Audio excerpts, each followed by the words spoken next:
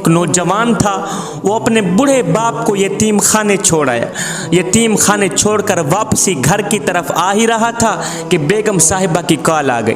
بیگم صاحبہ نے کہا، اے میرے سرتاج، یتیم خانے چھوڑنے کے بعد اپنے بوڑھے باپ کو یہ بھی پیغام دے کے آنا کہ وہ عید والے دن بھی ہمارے گھر آنے کی کوشش مت کرے گا، وہ خوشی کا دن بھی یتیم خانے میں ہی گزارے گا، اب اس کی ساری زندگی یتیم خانے میں ہی گزرے گی۔ آج سے نہ وہ ہمارا منہ دیکھے گا نہ ہم اس کا منہ دیکھیں گے۔ میں اس سے کافی تنگ آ گئی ہوں، اس بڈھے کی کھانسی نے ہم سب کو تنگ کر دیا ہے، ہم سب کو ذلیل کر دیا ہے۔ آتے آتے اپنے بڈھے باپ کو یہ پیغام لازمی دے کے آنا کہ وہ عید کا دن بھی یتیم خانے میں ہی گزارے گا، ہمارے گھر آنے کی کوشش مت کرے گا۔ اب یہ پیغام دینے کے لیے، بیگم صاحبہ کا یہ پیغام دینے کے لیے یہ بدبخت بیٹا واپسی یتیم خانے کی طرف گیا۔ اس نے جیسے ہی یتیم خانے میں قدم رکھا تو دیکھ کر حیران رہ گیا کہ یتیم خانے کے سربراہ کے ساتھ اس کا بوڑھا باپ گپ شپ میں مصروف ہے۔ دونوں اس طرح کی گپے شپے لگا رہے ہیں جیسے کہ وہ کافی عرصے سے ایک دوسرے کو جانتے ہیں۔ دونوں اس طرح کی گپوں میں مصروف ہیں، ایسا لگتا تھا جیسے وہ کافی عرصے سے ایک دوسرے کے دوست ہوں، ایک دوسرے کو جانتے ہوں۔ یہ منظر دیکھ کر یہ نوجوان حیران رہ گیا۔ یہ بدبخت بیٹا کہنے لگا، سر جی، یتیم خانے کے سربراہ سے کہنے لگا، سر جی آپ میرے بوڑھے باپ کو کب سے جانتے ہو؟ مجھے تو ایسا لگتا ہے آپ کا کافی عرصے سے ایک دوسرے سے یارانہ ہے، مجھے بتایا جائے آپ میرے باپ کو کب سے جانتے ہو؟ آپ میرے باپ کو کب سے جانتے ہو؟ یہ سن کر اس نے مسکراتے ہوئے کہا، بیٹے میں تیرے باپ کو تب سے جانتا ہوں جب تیرا باپ میرے یتیم خانے آیا تھا اور ایک لاوارث بچے کو گود میں لے کے گیا تھا۔ تیرا باپ میرے یتیم خانے آیا تھا، اس نے کہا تھا، ہائے میں بے اولاد ہوں، کوئی تیرے یتیم خانے لاوارث بچہ آ گیا ہو تو اٹھا کے میری جھولی میں ڈال دو، مجھے دے دو، میں اس کی خدمت کروں گا، میں اس کو پالوں گا، اپنے منہ سے نوالا نکالوں گا، اس بچے کے منہ میں ڈالوں گا، اپنی رگوں سے خون نکالوں گا، اس بچے کی رگوں میں ڈالوں گا۔ جب یہ نوجوان ہو جائے گا، جب میں بوڑھا ہو جاؤں گا، جب میں بوڑھا بن جاؤں گا، جب میں کمزور بن جاؤں گا، یہ بچہ طاقتور بن جائے گا تو یہ میری خدمت کرے گا۔ جب یتیم خانے کے سربراہ نے کہا، میاں میں اس بڈھے کو تب سے جانتا ہوں جب یہ میرے یتیم خانے سے ایک لاوارث بچے کو اٹھا کے گیا تھا، یہ جملہ سن کر اس بدبخت بیٹے کی چیخ نکل گئی۔ جوانو، پتہ ہے وہ لاوارث بچہ کون تھا؟ یہ وہی بدبخت بیٹا تھا جو آج اپنے بوڑھے باپ کو یتیم خانے چھوڑنے آیا تھا، جو بوڑھے باپ کی کھانسی سے تنگ آ گیا تھا، وہ یہی بدبخت بیٹا تھا جو آج بوڑھے باپ کو خدمت نہ کرنے کی وجہ سے یتیم خانے چھوڑ کے جا رہا ہے، تنہا چھوڑ کے جا رہا ہے، اور ساتھ میں یہ بھی کہہ کے جا رہا ہے کہ آج سے نہ تو ہمیں منہ دکھائے گا نہ ہم تجھے منہ دکھائیں گے، آج کے بعد تو یہاں سے جیے گا، یہاں سے ہی تیرا لاشا جائے گا۔ جوانوں، خدا کے لیے اپنے بوڑھے والدین کی قدر کرو، بوڑھے باپ کی خدمت کرو۔ خوش قسمت لوگ ہیں وہ جو اپنے بوڑھے والدین کی خدمت کرتے ہیں، خوش بخت لوگ ہیں وہ جو اپنے بوڑھے والدین کی خدمت کرتے ہیں۔ جوانوں، کائنات میں ہر بندہ تمہیں نیچے دیکھنا چاہتا ہے، کائنات میں ہر انسان تمہیں نچلے درجے کو دیکھنا چاہتا ہے، دنیا میں واحد شخص ایک تیرا باپ ہی ہے جو تمہیں ہر وقت دیکھنا چاہتا ہے تو اوپر کی طرف ہی دیکھنا چاہتا ہے، جو تمہیں پرواز کرتے ہوئے دیکھنا چاہتا ہے۔ دنیا کا ہر انسان تمہیں ہرانا چاہتا ہے، اور سنو، جو تمہیں کامیاب دیکھنا چاہتا ہے، خود سے بھی زیادہ کامیاب دیکھنا چاہتا ہے، وہ کوئی اور نہیں ہے، وہ تیرا باپ ہی ہے۔ میاں، خوش قسمت لوگ ہیں وہ جن کے ہاتھ میں اپنے باپ کی انگل ہے، جن کے ہاتھ میں باپ جیسا عظیم سہارا ہے۔ شیخ سعدی کہتے ہیں، میں بچپن میں عید کی نماز پڑھنے باپ کی انگل پکڑ کر جا رہا تھا کہ بچوں کے ہجوم میں مجھ سے میرے باپ کی انگل چھوٹ گئی۔ بچے کھیل رہے تھے نا، میں نے اپنے باپ کی انگل چھوڑی اور کھیل کود میں مست ہو گیا۔ کھیل کود میں اتنا مست ہوا کہ باپ آگے نکل گیا، میں کھیل میں مست ہو گیا۔ جب کھیل کود سے فارغ ہوا تو مجھے پتہ چلا، اوہو میرا باپ کہاں ہے۔ اب میں رو رہا تھا، چیخ رہا تھا کہ میں باپ سے جدا ہو گیا ہوں، میرا باپ کہاں ہے، میرا باپ کہاں ہے، مجھے میرا باپ ملا دو۔ تو ادھر سے باپ بھی مجھے ڈھونڈتے ڈھونڈتے اچانک سے آ نکلے۔ مجھے دیکھ کر میرے باپ غصے سے کہنے لگے، او نادان، میں نے تجھے کہا نہیں تھا کہ میری انگل نہیں چھوڑنی؟ او بچے، تجھے پتہ نہیں ہے کہ جو باپ کی انگل چھوڑتا ہے وہ اکیلا ہی رہ جاتا ہے۔ بیٹے، جو باپ کی انگل چھوڑتا ہے وہ اکیلا ہی رہ جاتا ہے، تو نے میری انگل کیوں چھوڑی؟ جوانو، اپنے ہاتھ تو دکھاؤ، میں دیکھنا چاہتا ہوں کن کن کے ہاتھ میں باپ کی انگل ہے، کن کے ہاتھ میں باپ جیسا سہارا ہے۔ جوانو، اگر ہاتھ میں باپ کی انگل ہے تو یہ ہاتھ قیامت تک سلامت رہیں، اگر ہاتھ میں باپ کی انگل نہیں ہے تو پھر یاد رکھنا، بازار میں ہر چیز مل جاتی ہے، نہیں ملتا تو باپ جیسا سہارا ہی نہیں ملتا۔ باپ کے سہارے کو غنیمت سمجھو، باپ زندہ ہے تو خدا کے لیے اپنے بوڑھے باپ کی قدر کرو۔ حضرت سلیمان علیہ السلام کے دور میں ایک شخص تھا، اس کے ایک نوجوان بیٹے نے شراب پی لی۔ جب شراب پی لی تو باپ نے بیٹے کو ڈانٹا تو بیٹے نے باپ کے منہ پر ایک زوردار تماچا مار دیا۔ تماچا اس طرح لگا کہ باپ کی آنکھ نکل گئی۔ جب بیٹے کا نشہ ختم ہوا، جب بیٹے کو ہوش آئی تو اسے باپ کے منہ پر تماچا مارنے کی اس حرکت پر اتنی شرمندگی ہوئی، اتنی ندامت ہوئی کہ اس نوجوان نے وہ ہاتھ جو باپ کے اوپر اٹھا تھا، چھرا اٹھایا، وہ ہاتھ کاٹ ڈالا۔ جب باپ نے بیٹے کا کٹا ہاتھ دیکھا، ایک دم پاؤں سے زمین نکل گئی، رو کر کہنے لگا، او میرے بیٹے، کاش میری ہزاریں ہوتی، ایک ایک کر کے نکل پڑتی، وہ میں برداشت کر لیتا، لیکن تیرا کٹا ہاتھ دیکھ کر میرا جگرا پھٹ گیا ہے، مجھ سے برداشت نہیں ہو رہا۔ میرے بیٹے، یہ تو نے کیا کر دیا ہے؟ تو نے اپنا ہاتھ کیوں کاٹا ہے؟ جس وقت میری آنکھ نکلی تھی، کاش کہ اسی وقت میں مر جاتا کہ مجھے میرے لال کا کٹا ہاتھ نہ دیکھنا پڑتا۔ میرے لال، یہ تو نے کیا کر دیا ہے؟ ایک چھوٹی سی باپ کی آنکھ کے پیچھے تو نے اتنا بڑا ہاتھ کاٹ دیا، تو نے تو میرا جگرا پھاڑ دیا۔ اب یہ دونوں حضرت سیدنا سلیمان علیہ السلام کی خدمت میں حاضر ہوئے۔ جب حاضر ہوئے تو اپنا سارا قصہ سنایا۔ اس کے بعد حضرت سلیمان علیہ السلام نے کیا کیا؟ بیٹے کا کٹا ہاتھ اس کی جگہ رکھ دیا اور باپ کی نکلی آنکھ بھی اس کی جگہ رکھ دی۔ پھر دونوں ہاتھ اٹھائے، عرض کیو، میرے کریم رب، بیٹے کی ندامت کے صدقے اور باپ کے آنسوں کے صدقے دونوں کو شفا عطا فرما۔ فوراً میرے اللہ رب العالمین نے سیدنا سلیمان علیہ السلام کی دعا قبول فرمائی، دونوں کو شفا عطا فرما۔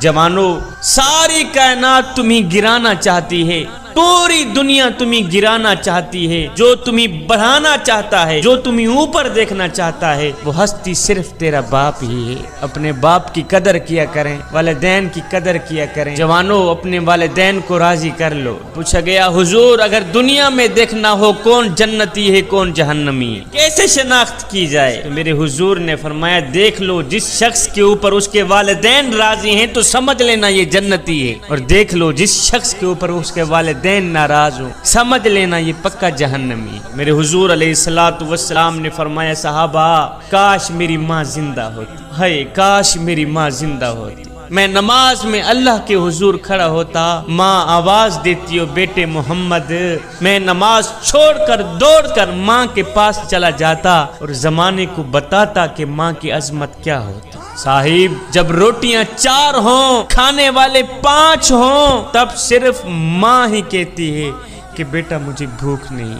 ایک نوجوان تھا، وہ اپنی ماں کو یتیم خانے چھوڑ آیا، ساتھ میں انتظامیہ کو اپنا نمبر بھی لکھ کے دے آیا کہ جب میری ماں مرنے پہ آئے تو مجھے اطلاع کر دینا، میں نے اپنی ماں کی تدفین اپنے شہر میں ہی، اپنی بستی میں ہی کرنی۔ کچھ دن گزرے، جب ماں کا وقت آخر آیا تو انتظامیہ نے فون کیا، نوجوان میاں، تو نے کہا تھا کہ جب میری ماں کا وقت آخر آئے مجھے بلانا، میں نے اپنی ماں کی تدفین اپنے شہر میں ہی کرنی ہے، تیری ماں کا وقت آخر آ گیا ہے، اسے لے جا۔ اب یہ نوجوان گیا، ماں کو اٹھا کے گھر کی طرف آ ہی رہا تھا کہ ماں بول ہی پڑی، بیٹے میں تو جا رہی ہوں، میں تو مر رہی ہوں، میرے مرنے کے بعد میری ایک خواہش ہے، یہ پوری کر دیں۔ بیٹے نے کہا جی ماما جان کون سی خواہش ہے؟ کہا بیٹے یہ جو یتیم خانہ ہے نا جس کے اندر میں نے کافی دن گزارے ہیں، اس یتیم خانے کے کچھ پنکھے خراب ہیں، اگر ہو سکے تو میرے مرنے کے بعد یہ پنکھے ٹھیک کرا دینا۔ بیٹے نے کہا ماں تو جا رہی ہے اور تو مر رہی، اب اگر میں پنکھے ٹھیک کرا بھی دوں تو تجھے کیا فائدہ ملے گا؟ ماں نے کہا بیٹے یہ پنکھے میں اپنے لیے ٹھیک نہیں کرا رہی، میں تو تیرے لیے ٹھیک کرا رہی ہوں کہ جب تیری اولاد جوان ہوگی، جب تجھے اس یتیم خانے میں چھوڑ جائے گی، ہے بیٹا گرمی کی وجہ سے اگر تو اسی بند کمرے میں ہی سسکتا رہا، مجھے تو قبر میں ہی چین نہیں آئے گا کہ میرا لال گرمی میں سسک رہا۔ بیٹا میں اپنے لیے پنکھے نہیں لگوا رہی، میں تو تیرے لیے لگوا رہی۔ میرے حضور علیہ الصلوۃ والسلام کے پاس ایک صحابی آیا، کہنے لگا یا رسول اللہ میں مال جمع کرتا ہوں اور میرا باپ جو ہے مجھ سے پوچھے بغیر میرا مال خرچ کر لیتا ہے، آپ میرے باپ کو کہیں کم از کم وہ مجھ سے پوچھ تو لے، بڑی محنت سے میں مال جمع کرتا ہوں اور میرا باپ جو ہے وہ مجھ سے پوچھے بغیر میرا مال خرچ کر لیتا ہے، مجھ سے پوچھتا تک نہیں ہے۔ آپ میرے باپ کو فرمائیں کہ مال خرچ کرنے سے پہلے بیٹے سے پوچھ تو لیا کرے۔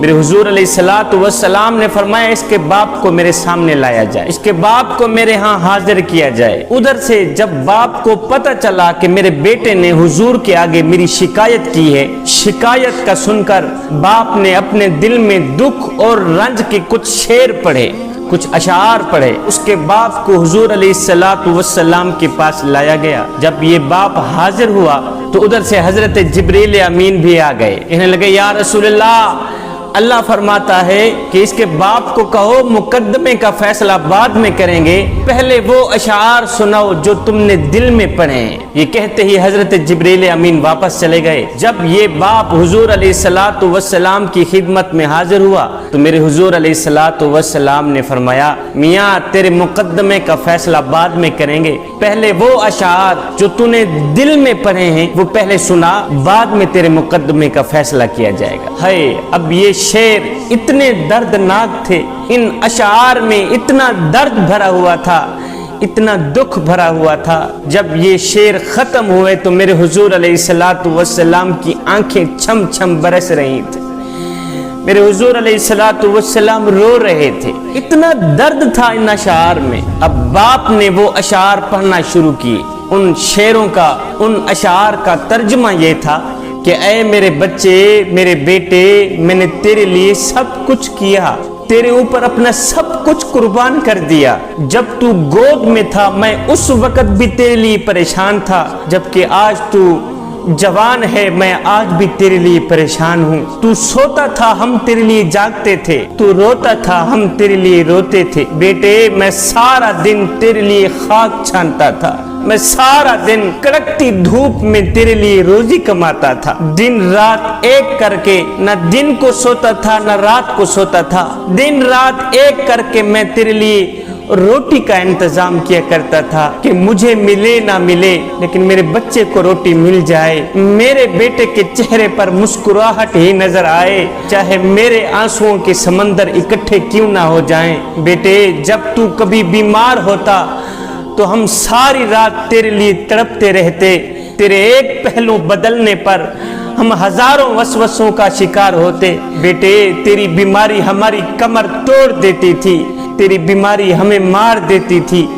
تیری تکلیف ہمیں تڑپا دیتی تھی، ہمیں یوں لگتا تھا کہ تو بیمار نہیں بلکہ ہم بیمار ہیں۔ میرے بیٹے تیری آہ پر ہماری آہ نکلتی تھی، تیری ہائے پر ہماری ہائے نکلتی تھی، ہمیں ہر پل، ہر وقت، ہر گھڑی، ہر لمحے یہی فکر رہتی تھی کہ کہیں ہمارے بیٹے کی جان نہ چلی جائے۔ اور میرے بیٹے ہم نے تجھے اس طرح پروان چڑھایا ہے، میں جوان تھا تو بچہ تھا، میں اپنی رگوں سے خون نکالتا رہا، تیری رگوں میں ڈالتا رہا، اپنے بدن سے طاقت نکالتا رہا، قوت نکالتا رہا، تیرے بدن میں ڈالتا رہا، اپنے منہ سے نوالا نکال کر تیرے منہ میں ڈالتا رہا، خود بھوکا رہا، تجھے کھلاتا رہا۔ میرے بیٹے खुद प्यासा रहा, तुझे पिलाता रहा, यहाँ तक कि मैं खुद बुढ़ापे का शिकार हो गया और तुझ में जवानी रंग भर आई। तू आहिस्ता आहिस्ता जवान होता गया और मुझसे बुढ़ापा जवानी छीनता गया। फिर जब मैं इस सतह पर आया कि अब मुझे तेरे सहारे की जरूरत पड़ी, मैं सोचता था कि जैसे मैंने तुझे पाला है ऐसे तू भी मुझे पालेगा। जिस तरह मैंने तेरे नाज उठाए हैं इसी तरह आज तू भी मेरे नाज उठाएगा। जिस तरह मैंने अपने हाथों से तेरे मुंह में लुकमा डाला है, आज मैं बूढ़ा हो गया था, मैं सोचता था इसी तरह तू भी अपने हाथों से मैं कम बख्त बाप के मुंह में लुकमा डालेगा। लेकिन हाय बेटे, आज तेरा लहजा बदल गया, आज तेरी जुबान बदल गई, आज तेरी आवाज बदल गई, तेरी आंख बदल गई, आज तेरे लहजे बदल गए, तेरे तेवर बदल गए। आज तू मुझे यूं समझने लगा जैसे मैं तेरा नौकर हूँ। आज तू मुझसे यूं बोलने लगा जैसे मैं तेरा जर खरीदा गुलाम हूँ। बेटे, ये तू भूल गया कि मैंने तुझे किस तरह पाला है, मैंने किस तरह तेरे नाज उठाए हैं। तेरे लिए हम पूरी पूरी रात जागे, पूरी पूरी रात तड़पे, अपने सुकून को तेरे सुकून के ऊपर कुर्बान कर दिया, अपनी नींद को तेरी नींद पे कुर्बान कर दिया, अपने चैन को तेरे आराम और सुकून पे कुर्बान कर दिया। लेकिन आज तू हमें जर खरीदा गुलाम समझ बैठा है, आज तू हमें अपना नौकर समझ बैठा है, आज तू मेरे साथ वो कर रहा है जो कि इतना कुछ आका अपने नौकर के साथ भी नहीं करता, इतना कुछ मालिक अपने गुलाम के साथ भी नहीं करता। तू मेरे साथ इतनी बदसलूकी कर रहा है। बेटे, अगर तू मुझे बेटा बनकर नहीं दिखा सका, मुझे बाप का मकाम नहीं दे सका, तो कम से कम पड़ोसी जितना मकाम तो दे दे, कम से कम एक हमसाए जितना मकाम तो दे दे। पड़ोसी भी पड़ोसी का हाल चाल पूछ लेता है, पड़ोसी भी पड़ोसी के दर्द सुन लेता है, दुखड़े सुन लेता है। मेरे बेटे, क्या मैं इतना गिर गया हूँ कि आज तू मुझे पड़ोसी जितना भी नहीं समझता? बाप ये दुखड़े सुना रहा था, मेरे हुजूर अलैहिस्सलातु वस्सलाम की आंखें छम छम बरस रही थी, मेरे हुजूर अलैहिस्सलातु वस्सलाम रो रहे थे, साथ में ये दर्दनाक कहानी सुनने वाले सहाबी भी रो रहे थे। मेरे हुजूर अलैहिस्सलातु वस्सलाम ने रोते हुए उस सहाबी को फरमाया, नौजवान उठ जा मेरी मजलिस से, उठ जा मेरी मजलिस से, जा, तू भी तेरे बाप का है, तेरा माल भी तेरे बाप का है, तू भी तेरे बाप का है, सुन, तेरा माल भी तेरे बाप का है, तेरा बाप जहां चाहे तेरा माल इस्तेमाल कर सकता है, जहां चाहे खर्च कर सकता है। बाप के दर्दनाक अशार ने लोगों का जिगरा फाड़ दिया, कलेजा फाड़ दिया। जवानो, मियाँ, तुम दोस्तों को तो अच्छी तरह मिलते हो, लेकिन बाप को देखकर अपना मुंह क्यों फेर लेते हो?